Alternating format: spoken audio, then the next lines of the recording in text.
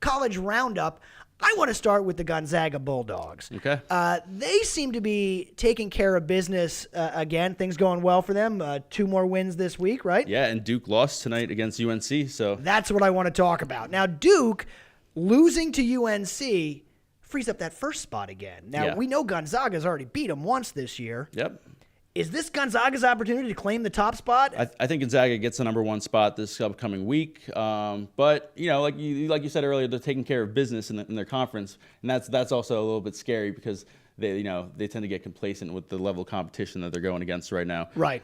Duke lost against a really good UNC team. That's exactly it. Duke's playing UNC. We got Gonzaga playing the University of San Diego. It's not really the same caliber, and they say that strength of schedule actually is one of the things that is hurting Gonzaga sort of in the national picture going forward into the tournament.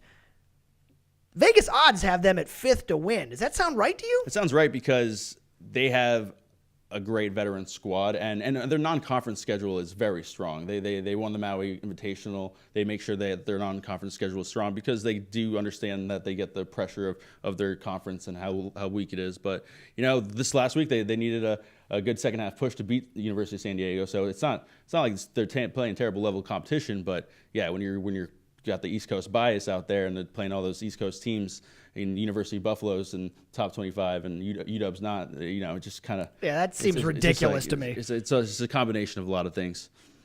So that's the Gonzaga men's team still rolling on. Should be the number 1 team in the country by the time you hear this podcast. Yeah. And so that is great to see. The Bulldogs back on top. How are the Lady Bulldogs doing? Ladies slipped last week. They lost again. They got swept by BYU this season. Lost again by 2 this past week at home this time in front of a sellout. So really tough for the Lady Zags to go down that way, but they're still having a strong season. They're 15 in the country still, so they're hoping to make the tournament. Should definitely make the tournament. Still make a run. Yeah, definitely make a good run. It's just frustrating to lose to the Cougars like that, especially when you wanted to get that revenge after losing by 2 last time. But they're still a good team, so hopefully they make a good run in the tournament.